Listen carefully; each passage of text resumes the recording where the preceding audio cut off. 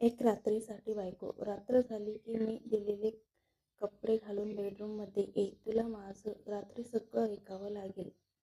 मी जे सांगेल तेच करावं लागेल. तुला तुझ्या कामाची किंमत भेटेल. रात्रीचे 9 वाजले होते. मी त्याच्या बेडरूममध्ये गेली. पाहिलं तर त्याने एकदम नवीन लग्न झालेल्या जोड्यासारखा रूम सजवलेला होता. खूप साऱ्या मेणबत्त्या आणि खूप सारे फुलांनी रूम सजवलेला होता. आणि तो स्वतः उघड्या अंगाचा बेडरूमवर झोपला होता. त्याने मला पाहिलं आणि अगं, मला माहीत होतं तू नक्की येशील आणि माझी 1 दिवसाची बायको होशील. अरे हे काय? तू मी दिलेल्या कपड्यावर ये. मी त्याला हौस म्हणाले. मी असे कपडे कधीच घालत नाही. हे काय? नुसतेच छोटे कपडे आहेत. मला असे कपडे आवडत नाही. खूप छान दिसत आहे तू. हेच कपडे घाल आणि लवकर ये. यातही ते छोटे छोटे नाही, ते छोटेही तुला आता काढून टाकायचे आहेत. मला काम हवं. तुझ्यासाठी माझ्याकडे एक काम आहे. तुला माझी 1 दिवसाची बायको बनायचं आहे. तसंही तुझ्याकडे पैसे नाही, राहण्याची सोयही नाही, दुसरीकडे जाण्याचीही काही सोय सुविधा नाही. मग तुला हे तर करावेच लागेल. तुला माझं ऐकावंच लागेल. तुला माझी 1 दिवसासाठी बायको झाली तर मी तुला खूप पैसे देईल. पण नाटक म्हणजे बायकोची सर्व कामं एक नवऱ्यासाठी करते, ते तुला सगळं करावं लागेल. दिवसाही आणि रात्रही तुला माझ्या बायकोसारखंच राहावं लागेल. विचार कर.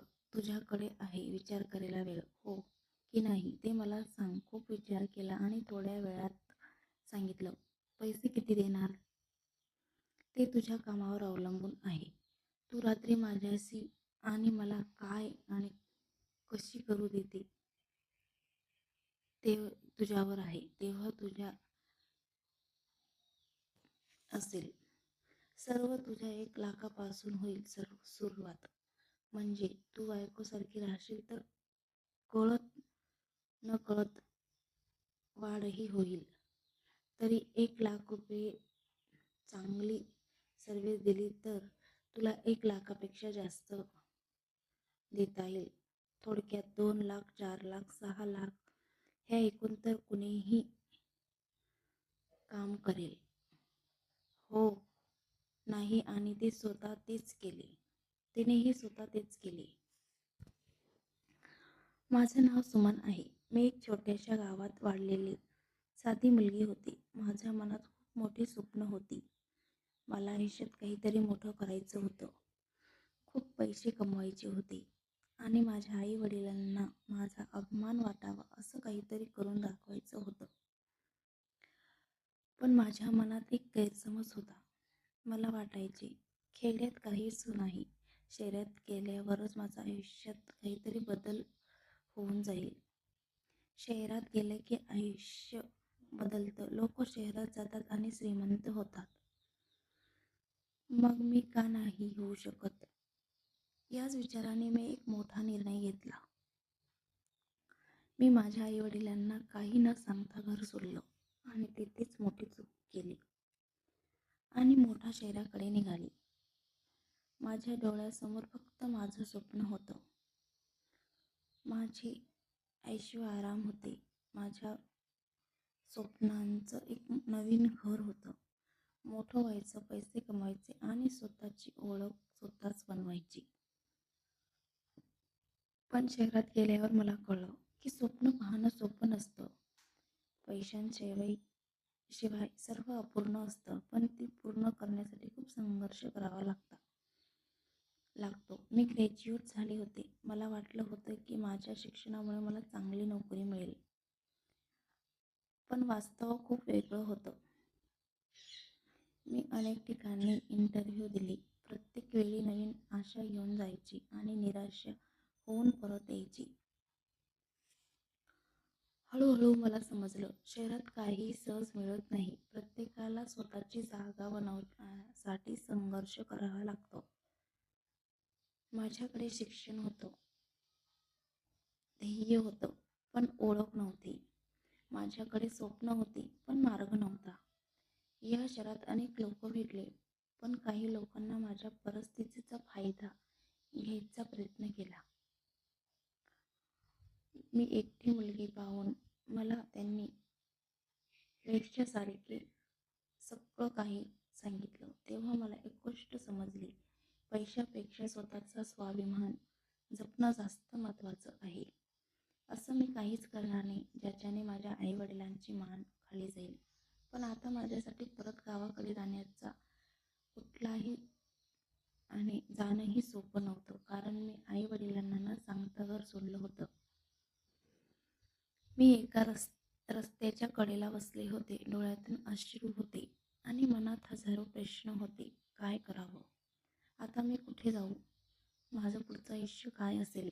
तेवढ्यात अचानक एक कार माझ्यासमोर येऊन थांबली. त्या कारमध्ये एक तरुण मुलगा होता. त्याच्या चेहऱ्यावर शांतपणा होता आणि डोळ्यात माणुसकी दिसत होती. त्याने माझ्याकडे पाहून विचारलं, तुम्ही नवीन दिसत आहात. शहरात काही अडचण आली आहे का? तुम्ही खूप परेशान दिसत आहात. मी तुम्हाला कुठेतरी सोडू का?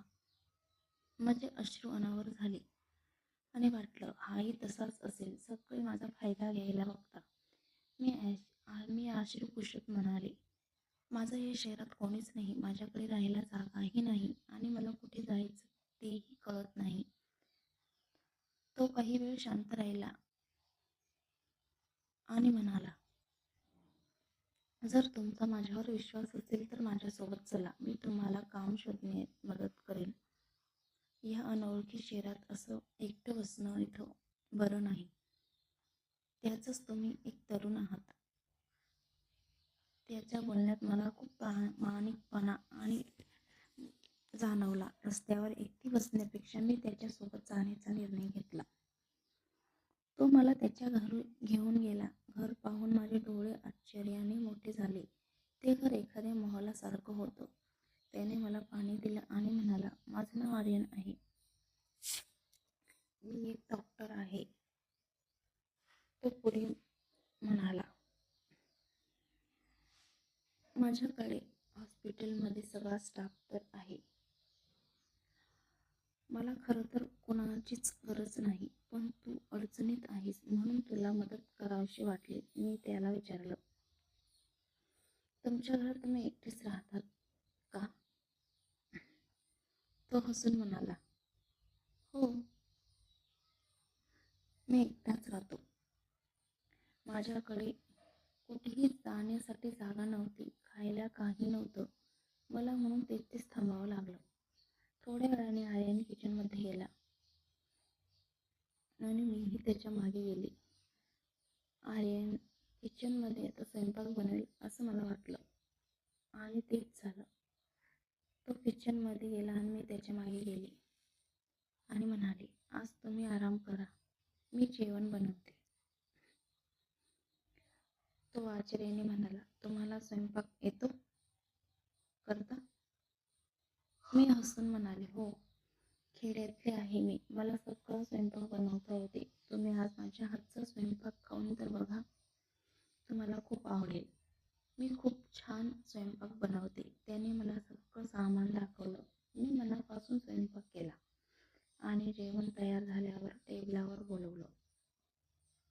आर्यनने पहिला घास घेतला आणि त्याच्या चेहऱ्यावर आनंद दिसला. तो म्हणाला, वा, खूप छान जेवण बनवलं आहे. खूप दिवसांनी घरच्या जेवणाची चव मिळाली. नंतर तो थोडा विचार करून म्हणाला, मला तुझ्यासारखीच एक व्यक्ती हवी होती, जी घर सांभाळेल आणि घरचं जेवण बनवेल. तो पुढे म्हणाला, तुला बाहेर 10-12 हजाराची नोकरी मिळेल, पण त्यासाठी खूप संघर्ष करावा लागेल. असं कर, तू माझ्या घरी राहा. मी तुला महिन्याला 20,000 रुपये देईन आणि तू मला असंच घरचं जेवण बनवून देत जा. मी खूप विचार केला, कारण मी खूप ठिकाणी नोकरी शोधली आणि होती, पण मला कुठेही योग्य संधी मिळाली नव्हती. शेवटी निर्णय घेतला आणि आर्यनच्या घरी काम करायचं मान्य केलं. मला माहीत नव्हतं की हा निर्णय माझ्या आयुष्यातला एक नव्या वळणावर घेऊन जाणार की नाही, आणि घेऊन जाणार होता तर कोणतं वळण असणार. आर्यन घरातील माझं नवीन आयुष्य राहण्याचा निर्णय घेतल्यावर माझ्या आयुष्याची एक नवीन सुरुवात झाली. ज्या दिवशी मी शहरात आले होते त्या दिवशी माझ्याकडे काहीच नव्हतं. ना पैसा, ना राहायला जागा, न मला कुणाचा काही आधार, न खायला काही.